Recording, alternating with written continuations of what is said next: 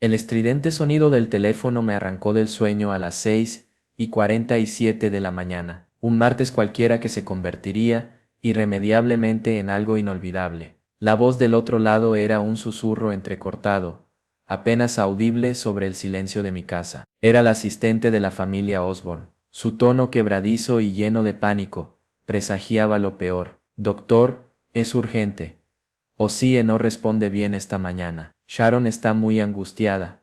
Puede venir cuanto antes. No necesitaba más detalles. Me vestí con la rapidez de quien sabe que cada segundo cuenta, el corazón latiéndome con fuerza en el pecho. El trayecto hasta Buckingham Street se extendió eterno, un silencio opresivo que contrastaba con la aceleración frenética de mi corazón. Conocí a Osie desde hacía 3 años, no como el mítico príncipe de las tinieblas, sino como un hombre frágil, humano, desgastado por el Parkinson, las múltiples cirugías de columna y un sinfín de infecciones. Un hombre que luchaba incansablemente contra un cuerpo que le negaba la libertad. Sharon me recibió en la puerta con los ojos hinchados por el llanto y los brazos extendidos. Su abrazo fue silencioso, pero habló más que 1000 palabras. Su cuerpo temblaba incontrolablemente. Detrás de ella, sus hijos, Kelly y Jack, estaban sentados en silencio, la mirada fija en el suelo. La casa,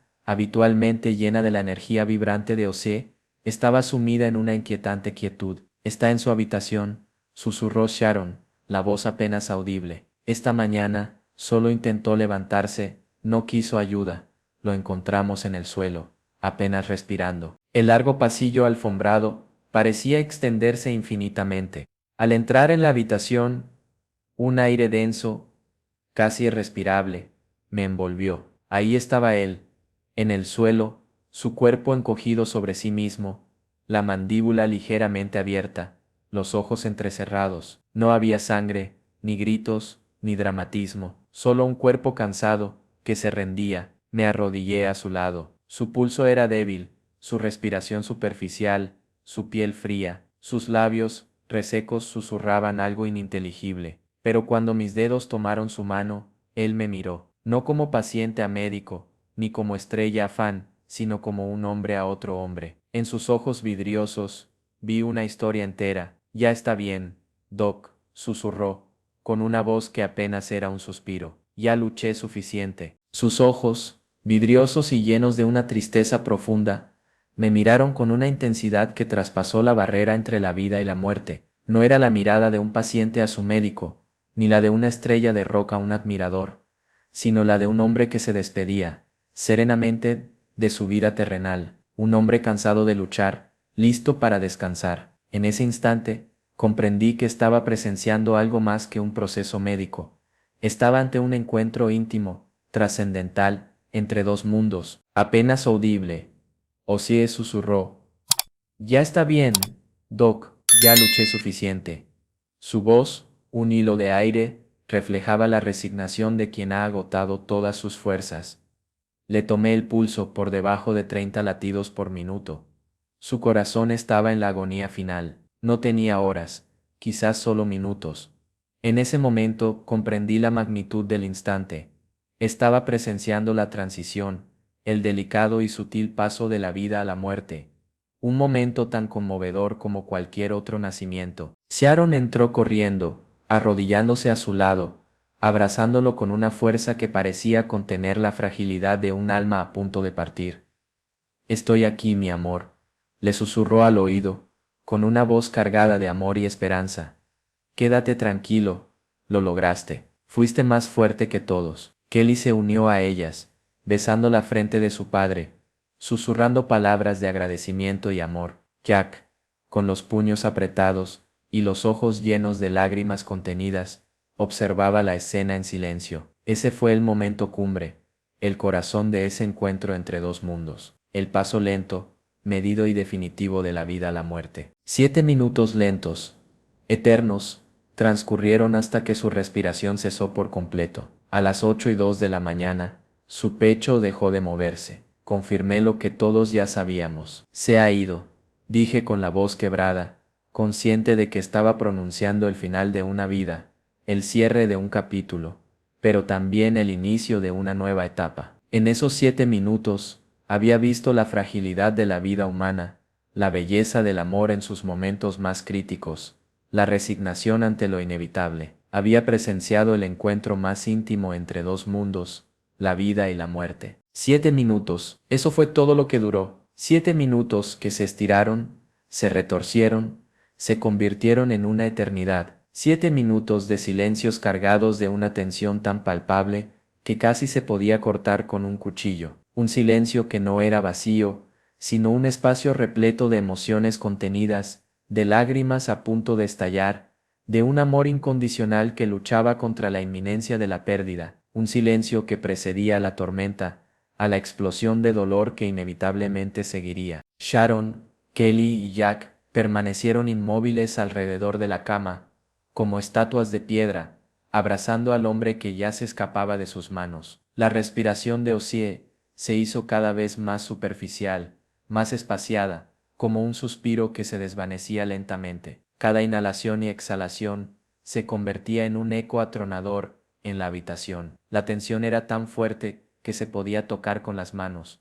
Ese es el silencio antes de la tormenta, un silencio lleno de tristeza, de incertidumbre, de la terrible anticipación del final. Yo, como médico, observaba el proceso, anotando los cambios en su ritmo cardíaco, la paulatina disminución de su respiración. Como ser humano, sentía la fragilidad de la vida, el peso de la inevitable despedida. En esos 7 minutos, el tiempo dejó de existir. Solo había un espacio de silencio, un vacío lleno de emociones, el último susurro de una leyenda, la espera del momento del adiós. Este silencio era un presagio, un momento de calma antes de la inmensa tristeza que se desataría después. Luego, el silencio se rompió, pero no con llantos desgarradores, ni gritos desconsolados. El silencio se quebró con la quietud profunda de la muerte, un silencio que resonaba con la ausencia de la respiración, con la ausencia de la respiración, con la ausencia de latidos. Un silencio denso,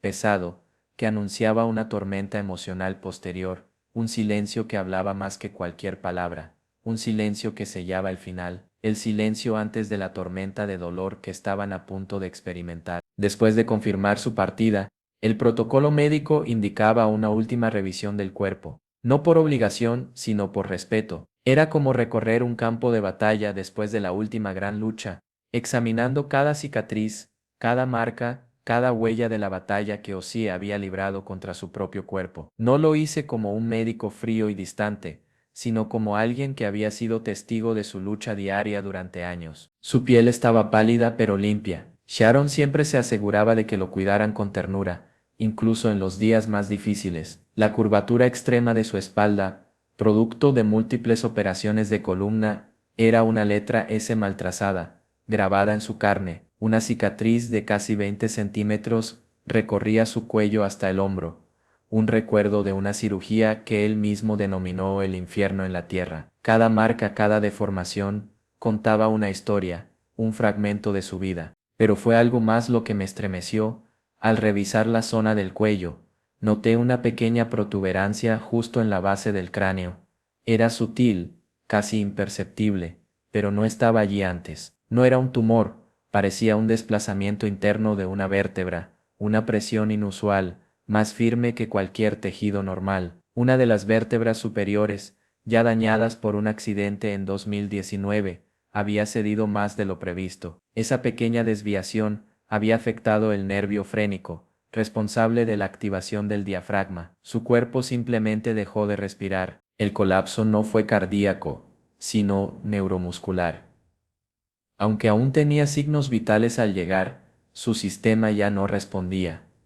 Su cuerpo, ese mapa de lucha, sufrimiento y resistencia, finalmente había claudicado. No era solo un cuerpo, era una historia, un testimonio de una vida llena de excesos de dolor, pero también de una fuerza y una capacidad de lucha asombrosas. Su cuerpo contaba una historia de batalla, sacrificio y resiliencia. Ya había revisado su cuerpo incontables veces durante los 3 años que lo conocí, pero esta vez fue diferente. Era como leer un libro por última vez, sabiendo que cada palabra, cada coma, cada punto, era un tesoro irrepetible. Había algo que me llamaba la atención, una sutil protuberancia en la base del cráneo, justo en la zona del cuello. No se parecía a ningún tumor que yo conociera, era algo distinto, una anomalía silenciosa, que hasta ese momento había permanecido oculta. Era una pequeña anomalía, casi invisible a simple vista, pero al tocarla con guantes estériles sentí algo inusual, una presión interna, una consistencia más firme que la de un tejido normal. Mi mente médica, entrenada durante años para descifrar enigmas corporales, comenzó a trabajar frenéticamente. La hipótesis se formó en mi cabeza con la velocidad del rayo. Una de las vértebras superiores, ya dañadas por el accidente de 2019, había cedido más de lo esperado. Esa pequeña desviación, esa minúscula anomalía, afectaba una zona crítica, el nervio frénico, responsable de activar el diafragma. En términos sencillos, su cuerpo ya no podía respirar por sí solo. Ese fue el verdadero final.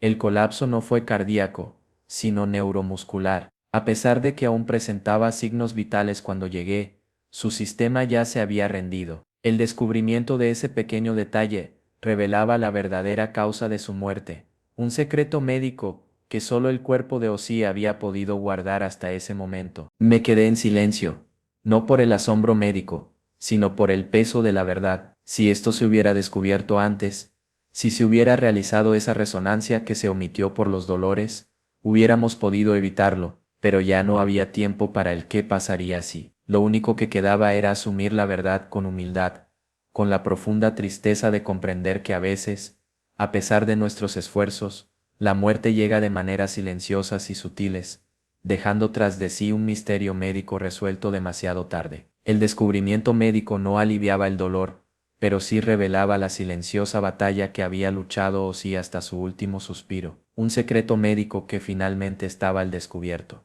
Mientras terminaba de cubrir su cuerpo, noté algo en su muñeca derecha, usualmente oculta bajo la manta, una pequeña pulsera de tela azul, desgastada por el tiempo, sin piedras preciosas, sin marcas ostentosas, solo una cinta simple, deshilachada por los años. Un detalle insignificante, casi invisible, que sin embargo me llamó la atención. Me incliné para examinarla más de cerca. Bordado con hilo blanco, un nombre casi ilegible, M, un nombre, una letra, un simple detalle que sin embargo, contenía una historia entera.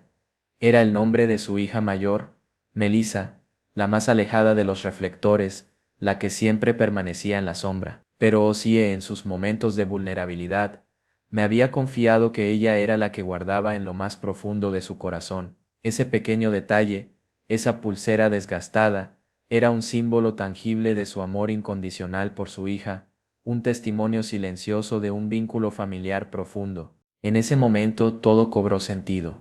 Las batallas de Ozzy no eran solo físicas, médicas o artísticas, eran personales, internas, emocionales. Las operaciones de columna, el Parkinson, las infecciones, todo eso palidecía en comparación con las batallas silenciosas que había librado en el terreno del amor, del dolor, de las relaciones familiares. La pulsera azul era el testimonio silencioso de esas batallas, un pequeño detalle que resonaba con la fuerza de 1000 palabras. Ese pequeño detalle tenía un peso enorme, y me reveló la fragilidad del hombre detrás de la leyenda. Recordé una conversación que habíamos tenido mientras esperaba resultados de una resonancia. He sobrevivido a las drogas, a los escenarios, a mí mismo, pero lo único que me importa es que mis hijos sepan que lo intenté. Sus palabras resonaban en mi mente, amplificadas por el significado de esa pequeña pulsera azul. Ya no era solo el cuerpo el que hablaba, era la historia de un hombre que había luchado hasta el final, no solo contra la enfermedad, sino contra sus propios demonios, guiado por el amor incondicional hacia su familia. Un pequeño detalle, con un significado trascendental. Su cuerpo era un libro abierto, cada cicatriz, cada marca, cada arruga, una página que contaba una historia. Había visto cuerpos desgastados por la enfermedad, pero el de Ozzy era único, era un mapa de su vida, una crónica de excesos y de luchas, de momentos de gloria y de profunda oscuridad, un cuerpo que respiraba recuerdos, que susurraba historias al viento, que vibraba con el peso de los años. Su garganta, con una leve hendidura producto de años de gritos y conciertos.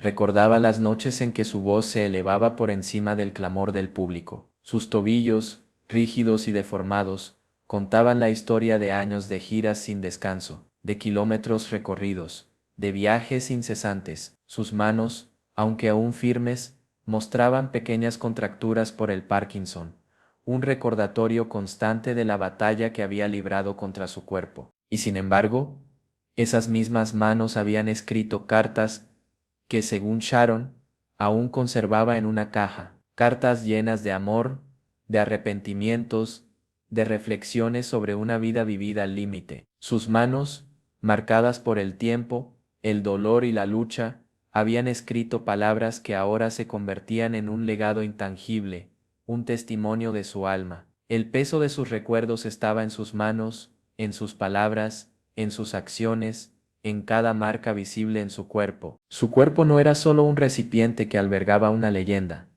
era un archivo viviente, un repositorio de experiencias, un testimonio de una vida extraordinaria, llena de altibajos, de éxitos y fracasos. Era una historia grabada en la piel, en los huesos, en cada fibra de su ser. Un cuerpo que, aún en la quietud de la muerte, seguía narrando su épica historia. Una historia llena de amor, lucha y la aceptación serena de la finitud. El peso de esos recuerdos, la intensidad de su vida, seguía viva incluso después de su partida. Días después, la familia Osborne me citó. Sharon, con los ojos aún hinchados por el llanto, fue directa. Doctor, sé que estuvo con él en sus últimas horas. No me lo han contado todo. Necesito saber qué le dijo. Tragué saliva. Lo que iba a revelar no era un detalle médico, ni un protocolo clínico. Era algo que solo dos personas en el mundo sabían, Ozzy y yo, un secreto que guardaba el peso de una confesión, una verdad que necesitaba salir a la luz para liberar un alma. Antes de entrar en coma, Ozzy me pidió que no dejara que su imagen pública lo definiera. Me miró con una lucidez sorprendente y dijo, Gabriel, quiero que sepan quién era Ozzy y quién era yo en el ruido. Quiero que Sharon sepa lo que me carcomía, lo que no me llevaré a la tumba. La simple mención de este peso oculto, de esta verdad por confesar, ya conmovía. La tensión se percibía en el aire, en la espera de la revelación. Me habló de un error que había cometido años atrás, algo que lo había perseguido en sueños hasta el final. Me pidió que se lo dijera a su familia si él no podía hacerlo. Era sobre Randy Rhoads, su guitarrista, el que murió en aquel accidente de avión. Sharon se estremeció. Ozzy me confesó que habían tenido una discusión violenta la noche anterior al accidente. Randy quería dejar la banda. No soportaba el caos, las drogas, las decisiones erráticas de Ozzy. Esa noche, Ozzy perdió el control, lo empujó, lo insultó. Randy se fue furioso, sin despedirse. El sentimiento de culpa lo había perseguido el resto de su vida. Creía que si no hubiera discutido con Randy esa noche, quizá no habría subido a ese avión. Sentía que había contribuido indirectamente a su muerte. Esa confesión, esa verdad que Ozzy finalmente reveló, fue la que liberó su alma. Al compartir su dolor, su remordimiento, su culpa, alivió el peso que había cargado durante tantos años. La confesión pública de Ozzy no solo se convirtió en un acto de redención para él, sino también para todos aquellos que lo habían idealizado, creando una leyenda que ocultaba la vulnerabilidad de un ser humano. La confesión fue el inicio del perdón, no solo para él, sino para todos. Sharon Osbourne, con los ojos aún rojos por el llanto, pero con una determinación férrea en su mirada, publicó un video titulado La última confesión de Ozzy. Fue un acto de valentía, un gesto de transparencia pública que sorprendió al mundo. En ese video, con una voz serena pero firme, Sharon narró todo lo que le había revelado sobre el profundo arrepentimiento de Ozzy por su pelea con Randy Rhoads la noche antes del trágico accidente. El mundo escuchó, el mundo lloró, el mundo comprendió. La confesión de Sharon, la última confesión de Ozzy, no fue un escándalo mediático, sino un acto de redención pública. Fue la historia de un hombre vulnerable, con sus demonios internos, que buscaba el perdón, no solo de su familia, sino de sí mismo y del mundo. La verdad había salido a la luz, y esa verdad era profundamente humana. Fue un gesto inesperado, un acto de valentía que trascendió la imagen pública del príncipe de las tinieblas.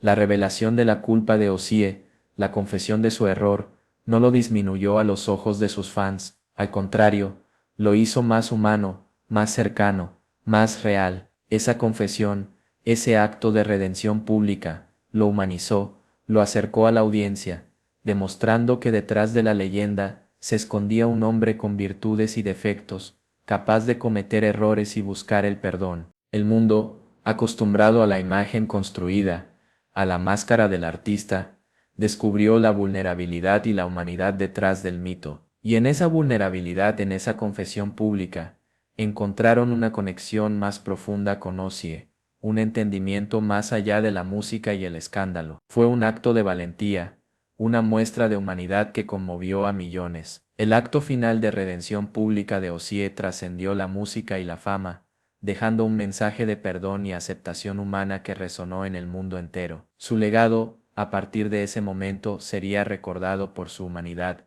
su arrepentimiento y su coraje. Una semana después de la muerte de Ossie, recibí un paquete sin remitente. Dentro, una guitarra antigua, con las iniciales R grabadas en el mástil. Junto a ella, una carta escrita con la inconfundible caligrafía temblorosa de Ossie. Era un objeto cargado de significado, un símbolo poderoso que cerraba un ciclo y abría la puerta a un nuevo legado. La carta decía: Gabriel, si estás leyendo esto, es porque cumpliste tu promesa. Esta guitarra fue de Randy, siempre la guardé, pero nunca tuve el valor de tocarla otra vez. Ahora te pertenece a ti. Gracias por escucharme cuando más lo necesite. Ossie era un gesto final, una especie de testamento espiritual, un símbolo de perdón y de reconciliación. La guitarra de Randy, guardada durante años, se convertía en un símbolo de cierre, un nuevo comienzo. Acaricié la guitarra,